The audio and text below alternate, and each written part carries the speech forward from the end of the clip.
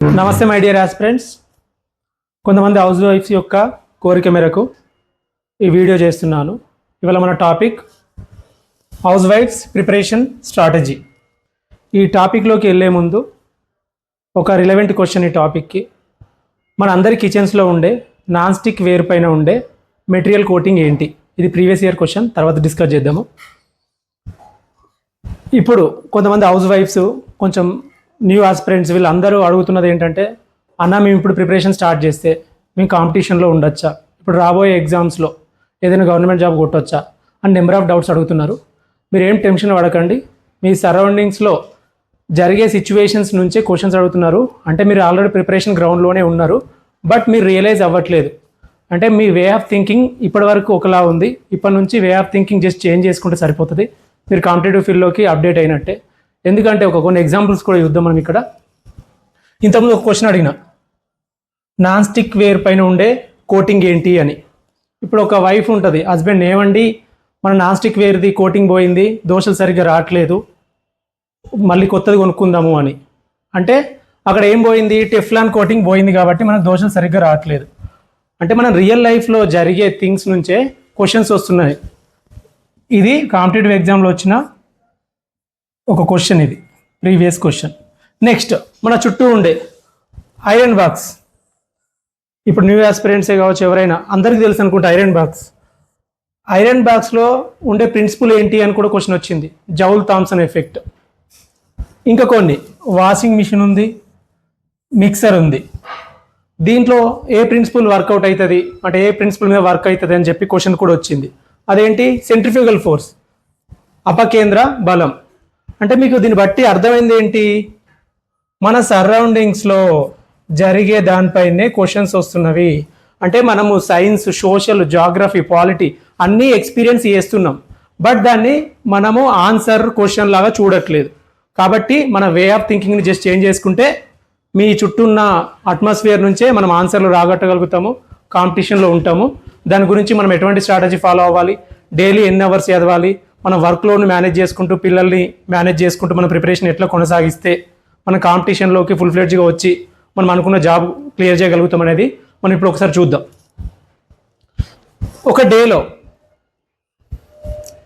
6 to 10 AM house wives అయితే 6 to 10 AM వరకు వాళ్ళు వాళ్ళ వర్క్ లోడ్ కానీ, పిల్లల్ని స్కూల్కి పంపడం కానీ ఇవన్నీ చేసుకోవచ్చు.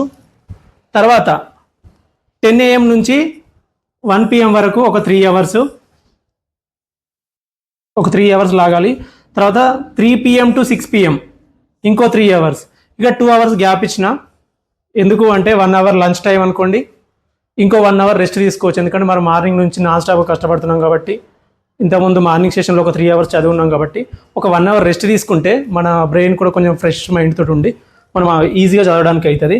ఇక్కడ ఒక 3 అవర్స్ చదువుకోవడానికి అవుతుంది. తర్వాత 6 to 10 మళ్ళీ స్కూల్ నుంచి పిల్లలు ఇంటికి రావచ్చు, మళ్ళీ కుకింగ్, ఇవన్నీ పెద్ద ప్రాసెస్ ఉంటుంది హౌస్ వైఫ్స్కి. ఈ 6 to 10 PM మధ్యలో అట్లీస్ట్ 1 అవర్ మనం లాగగలగాలి. 1 అవర్ తీసుకుంటే ఆ 1 అవర్ ఏంటి అంటే, ఇప్పటి వరకు 6 అవర్స్ చదివాం కదా, ఇక్కడ 3 అవర్స్, ఇక్కడ 3 అవర్స్. ఆ 6 అవర్స్లో చదివిన దాన్ని మనం ఒక 3-4 పేపర్స్లో సమరైజ్ చేసుకొని గుర్తుండే టాపిక్స్ రాసుకొని ఉంచుకుంటే దాన్ని రివైజ్ చేసుకుంటే సరిపోతుంది. అంటే ఈ 6 అవర్స్లో చదివింది మొత్తం 1 అవర్లో రివైజ్ చేసుకోవాలి. సార్ మాకు 6 to 10 అవ్వదు, 6 to 11 అవుతుంది అని కొంతమంది అనుకోవచ్చు. మీరు యావరేజ్గా చెప్తున్నా, మ్యాక్సిమం మార్నింగ్ సెషన్లో ఒక 4 అవర్స్ కంటే వర్క్ ఎక్కువ ఉండదు. కొంచెం 1 అవర్ అటు ఇటుగా డేలో, మొత్తం ఎంటైర్ డేలో మనం 7 అవర్స్ తీయగలగాలి. యాజ్ ఇట్ ఈజ్ ఇలానే కాదు, కిందికి మీదికి అవ్వచ్చు, కానీ 7 అవర్స్ తీయాలి. 7 అవర్స్ తీస్తే 6 hours preparation, 1 hour revision daily. ఇంకొకటి very very very important, Sunday రోజు ఒక హాఫ్ సెషన్లోనేమో టెస్ట్ సిరీస్ రాయాలి. ఇప్పుడు ఫర్ ఎగ్జాంపుల్ గ్రూప్ 2కి ప్రిపేర్ అయితే ఒక్కొక్కరు ప్రిపరేషన్ వేరేలా ఉంటుంది. అంటే సేమ్ ఎగ్జామ్స్కి చదవరు కాబట్టి ఎగ్జాంపుల్ చెప్తున్నా, గ్రూప్ 2 ప్రిపరేషన్ ఉంటే గ్రూప్ 2 రిలేటెడ్ పేపర్ రాయాలి ఎగ్జామ్. ఇంకొక half day current affairs, very very important. ఇవి రెండు కీ రోల్ ప్లే చేస్తాయి మనం కాంపిటీషన్లో ముందు ఉండడానికి. Test series plus current affairs, ఇలా ఒక వీక్కి మనం స్ట్రాటజీ ప్లే చేస్తే 40 to 45 డేస్ లోపల 1 రీడింగ్ అయిపోతుంది. అన్ని సబ్జెక్ట్స్ అన్నీ 1 రీడింగ్ అయిపోతుంది. మనకి ఇప్పుడు ఎగ్జామ్ డేట్స్ అవన్నీ వచ్చేసరికి కూడా మనకు 3-4 months కంటే ఎక్కువ పట్టేట్టుంది. అట్లీస్ట్ 2 to 3 రీడింగ్స్ అయితే ఈజీగా అయిపోతుంది మనకి ఎగ్జామ్ డేట్స్ వచ్చే లోపు. ఎందుకంటే మనకు ఒకసారి ఎగ్జామ్ డేట్స్ ఇచ్చే ముందు మనకు 30 to 45 days ఈజీగా గ్యాప్ ఇస్తారు కాబట్టి నో నీడ్ టు వరీ.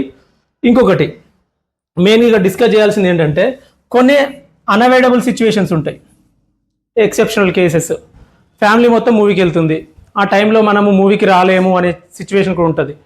అంటే మూవీకి వెళ్ళొద్దు అనట్లేదు, నేను వెళ్ళాలి అనట్లేదు, మనకు ఆప్షన్ లేకుండా వెళ్ళినట్లయితే అక్కడ కూడా మనం పాజిటివిటీ తోటి అక్కడ కూడా మన మైండ్ సెట్స్ ఎట్లుంటే మనం మార్క్స్ గెయిన్ చేయొచ్చు అనేది ఇక్కడ నేను ఎక్స్ప్లెయిన్ చేయడానికి ట్రై చేస్తున్నా. ఎగ్జాంపుల్ రీసెంట్గా రిలీజ్ అయింది ఏంటి, సలార్ మూవీ. సలార్ మూవీలో ప్రభాస్ ఏం చేస్తాడు, కోల్ మైన్స్లో వర్క్ చేస్తుంటాడు.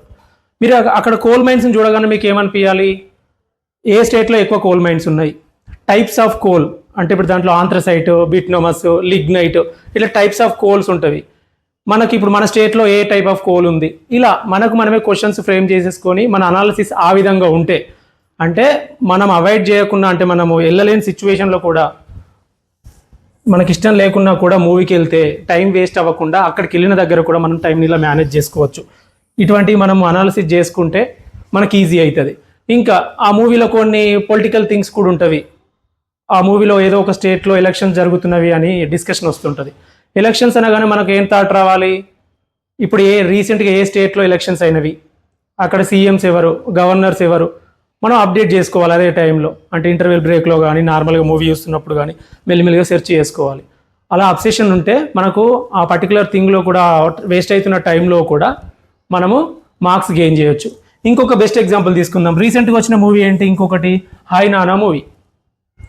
దాంట్లో చిన్నపిల్ల, ఆ కిడ్ సిస్టిక్ ఫైబ్రోసిస్ అనే ఒక పర్టికులర్ డిజీజ్ తోటి, వ్యాధితోటి బాధపడుతుంటుంది.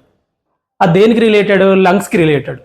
ఒకవేళ పేపర్ సెట్ చేసేవాడు అదే మూవీకి వస్తే, ఎందుకంటున్నా అంటే ఒకవేళ ఇదే మూవీకి వస్తే ఆయన ఈ పర్టికులర్ థింగ్ చూసి ఉంటే లంగ్స్ రిలేటెడ్ క్వశ్చన్ ఏదైనా అడగొచ్చు.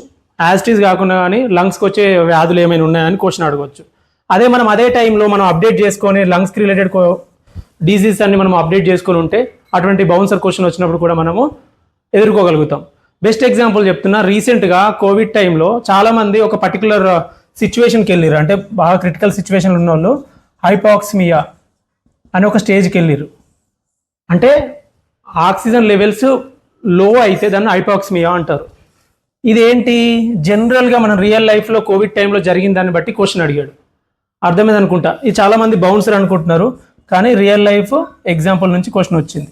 ఇటువంటి మనం మొత్తం అన్నిటినీ సెట్ చేసుకొని మన ప్రిపరేషన్ స్ట్రాటజీకి అంటే అకార్డింగ్లీ ప్లాన్ చేసుకోవాలి. అంటే మనకి ఇప్పుడున్న కిచెన్ మీద ఉండే ఓసిడీని స్టడీస్ పైకి కన్వర్ట్ చేసుకోవాలి. మనకి ఎలాగ ఉంటుంది, నీట్గా ఉండాలి కిచెన్, ఇట్లా ఉండాలంటే అటువంటి ఓసిడీని అబ్సెసివ్ కంపల్సివ్ డిజార్డర్, అంటే చేసిన పనినే మళ్ళీ చేయడము, అదే పనిగా దాన్నే పట్టుకుని కూర్చోవడం, దాన్ని ఓసిడీ అంటాం కదా. అటువంటి ఓసిడీ స్టడీస్ మీదికి వస్తే మనం షార్ట్ టర్మ్లోనే మనం అనుకున్న జాబ్ క్లియర్ చేయొచ్చు. అర్థమైంది అనుకుంటా. దాంతో పాటుగా ఆన్లైన్ క్లాసెస్ కట్టండి. ఆన్లైన్ క్లాసెస్ ఎందుకు అంటే ఏమన్నా సబ్జెక్ట్స్లో డౌట్స్ ఉండొచ్చు, కిచెన్లో ఏదైనా వర్క్ చేస్తున్నప్పుడు కూడా మనకు చదువుకోవాలని టైం వేస్ట్ అవుతుందన్న ఫీలింగ్ ఉన్నప్పుడు హెడ్సెట్ పెట్టుకొని మేనేజ్ చేసుకోవచ్చు. ఏదైనా జర్నీలో ఉన్నప్పుడు కూడా మనము ఆన్లైన్ క్లాసెస్ తినవచ్చు. దీంతో ఏమైపోతుంది అంటే సబ్జెక్ట్ రివిజన్ అయిపోతుంది. మీరు ఏదైనా ఎక్కడన్నా బ్యాక్ ఉన్నా కూడా పికప్ అవ్వగలుగుతారు. ఇంకా కొంతమంది మదర్స్ ఉంటున్నారు. మదర్స్ ఏంటంటే చాలా వరీ అవుతున్నారు, సార్ పిల్లల్ని ఈ కిచెన్ని ఇవన్నిటిని మేనేజ్ చేసుకుంటూ చదువుకోగలుగుతామా, మాకు పెద్ద పెద్ద జాబులు కొట్టాలని ఆశలు ఉన్నాయి కానీ అవన్నీ అవుతాయా అని. మీరు అస్సలు బాధపడకండి అమ్మా. మీలాంటి సిచ్యువేషన్లు ఉన్న చాలామంది మదర్స్ కూడా గ్రూప్ 1, IPS ఇటువంటి పెద్ద పెద్ద పోస్టులు కొట్టిన వాళ్ళు ఉన్నారు. మీరు చేసే ప్రతి పనిలో సైన్స్, జాగ్రఫీ, సోషల్ ఉన్నాయి. కొన్ని ఎగ్జాంపుల్స్ కూడా చూద్దాము, మీకు మోటివేషన్ కోసం చెప్తున్నా. మదర్స్ మిల్క్ అంటే బ్రెస్ట్ ఫీడింగ్ చేస్తుంటాం కదా, మదర్స్ మిల్క్లో ఏమేమి ఇమ్యూనోగ్లోబిన్స్ ఉంటాయి అని రీసెంట్ గ్రూప్ 1 క్వశ్చన్, అంటే మీరు చేసే పనిలోనే ఒక క్వశ్చన్ పడింది చూశారు కదా, అందులో IgE ఇటువంటి ఇమ్యూనోగ్లోబిన్స్ ఉంటాయని మనకు అది ఆన్సర్. నెక్స్ట్, మదర్స్ ఫీడ్ చేస్తుంది కదా కిడ్కి, చేస్తున్నప్పుడు స్థితిశక్తి అంటే ఫుడ్ మనకి ఇట్లా ఫింగర్స్ మధ్యలో పెట్టుకుంటారు, అంటే కాన్స్టెంట్ ప్లేస్లో ఉంటుంది, దాన్ని ఏమంటారు స్థితిశక్తి అంటారు, పొటెన్షియల్ ఎనర్జీ. దాన్ని ఒక ఫింగర్ తోటి ఇట్లా పైకి దోస్తుంటారు, కైనెటిక్ ఎనర్జీ. అంటే దీంట్లో కూడా ఒక సైన్స్ ఉంది. అదే నార్మల్గా మేమైతే పిల్లలకు అంత మంచిగా తినిపించలేము, కింద పడుతుంటుంది. కానీ మీరు అంత ప్లాన్గా అకార్డింగ్గా చేస్తుంటారు. అంటే మీరు చేసే ప్రతి పనిలో సైన్స్ ఉంది. ఇంకా మీరు పిల్లలకి ఫుడ్ తినిపిస్తూ ఇంకా చందమామ రావే జాబిల్లి రావే అనే సాంగ్స్ కూడా పాడుతుంటారు. అదే మీకు ఓసీడీ ఉంటే స్టడీస్ మీద మీ అబ్జర్వేషన్ స్కిల్స్ ఎలా చేంజ్ అవుతాయి అంటే మూన్కి ఎర్త్కి ఎంత డిస్టెన్స్ ఉంది, ఇది కూడా ప్రీవియస్ క్వశ్చన్ ఒకటి అంటే కాంపిటేటివ్ ఫీల్డ్లో అడిగిందే. 3,84,000 కిలోమీటర్స్. ఇలా మన మైండ్ సెట్ని కంప్లీట్గా కాంపిటేటివ్ ఫీల్డ్కి అడాప్ట్ చేసుకుంటే సరిపోతుంది. మనం చాలా క్వశ్చన్స్కి తెలియకుండానే మనం ఆన్సర్ చేయొచ్చు. దాంతో పాటుగా ఈ అనుకున్న స్కెడ్యూల్ను ఫాలో అవ్వాలి.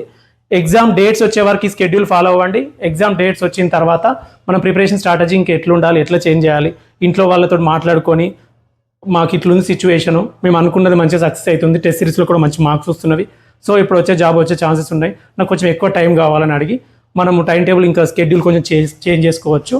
మీకోసం ఇప్పుడు ఇట్లా హౌస్ వైఫ్స్ కానీ కొంతమందికి అంటే వర్క్ చేసుకుంటూ వర్క్ లోడ్ మేనేజ్ చేసుకుంటూ ప్రిపరేషన్ కొనసాగించడం కోసం నేను రాబోయే రోజుల్లో వీక్లీ ఒక 10 to 15 కరెంట్ అఫైర్స్ ఇంపార్టెంట్ తీసుకొని దాని నుంచి ఏవి ఎక్కువ వస్తాయి, ఏ విధంగా క్వశ్చన్ అడుగుతుంది అని చెప్పేసి నేను చెక్ చేసేసుకొని దాన్ని క్వశ్చన్ అండ్ ఆన్సర్స్ వేలో మీకు చెప్తూ దాన్ని సబ్జెక్ట్కి రిలేట్ చేస్తా. సబ్జెక్ట్లో ఏ టాపిక్స్ కవర్ అయితే పర్టికులర్ కరెంట్ అఫైర్స్ నుంచి అని అనాలిసిస్ చేసి మీ ముందుకు తీసుకొస్తా. ఇలాంటి వీడియోస్ మీకు ఇంకా రావాలి అంటే కామెంట్ చేయండి, లైక్ చేయండి, మీ ఫ్రెండ్స్ అందరికి షేర్ చేయండి. Thank you very much. ఎవరైనా సబ్స్క్రైబ్ చేసుకునే వాళ్ళు ఉంటే ఈ ఛానల్ సబ్స్క్రైబ్ చేసుకోండి. Thank you all.